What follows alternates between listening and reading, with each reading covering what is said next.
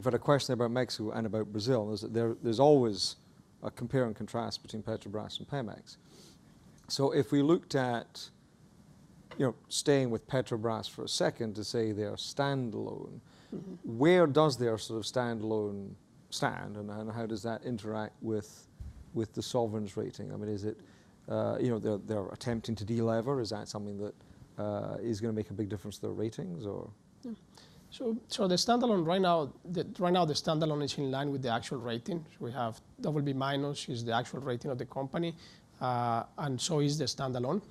To the extent that the company continues its trajectory of deleveraging, its standalone credit quality has the potential to increase and pierce the rating of the sovereign.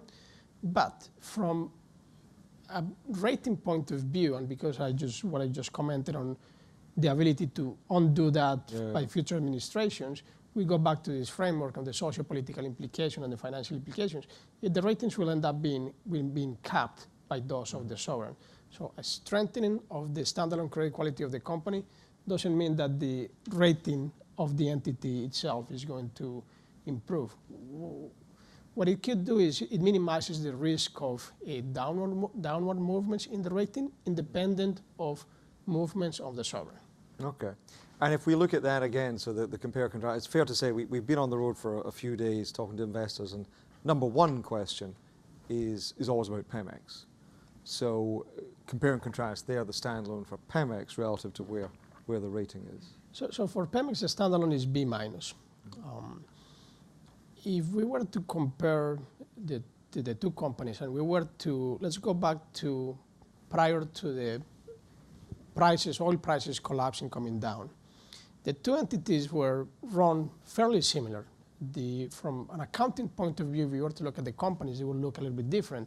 From a value perspective, they were very similar. There was a lot of significant amount of transfer value out of the company and into the people's hand.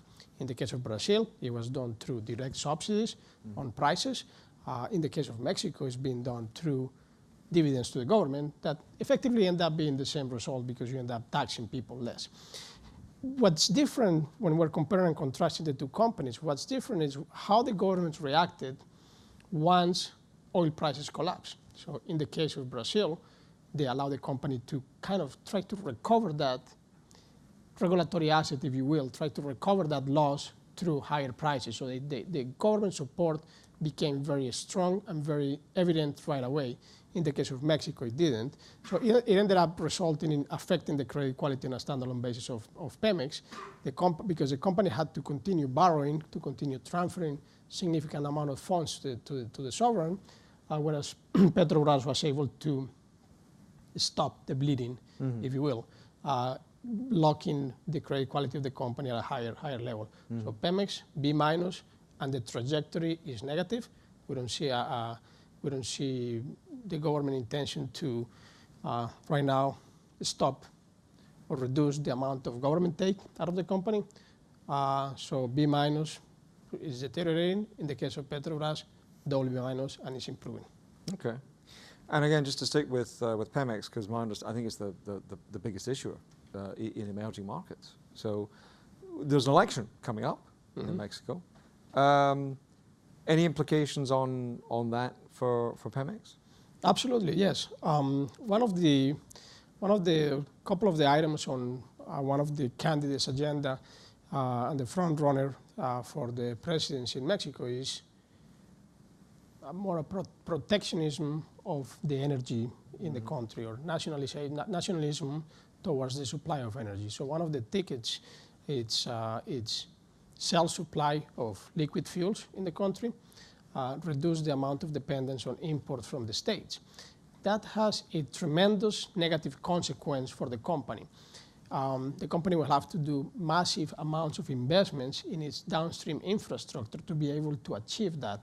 And by massive, I mean this is tens of billions of dollars, right, the amount of capital that will have to be deployed by the company in order to meet that goal of self-sufficiency. So building refineries and revamping the existing infrastructure will be extremely costly, and Pemex doesn't have the standalone financial capabilities to execute on that.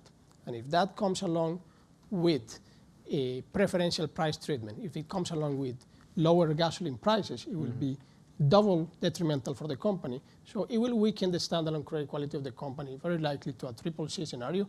And we will be in a case, as Frederick was describing, if we have a CCC standalone credit quality, we will no longer be able to justify, even if it is still the case, that it will be hard for us to justify that the socio-political implication and the financial implications of our default are very strong, because the government doesn't believe it, the government doesn't think it is, so how can we continue making that argument? Okay, so it'll be an interesting few months on that.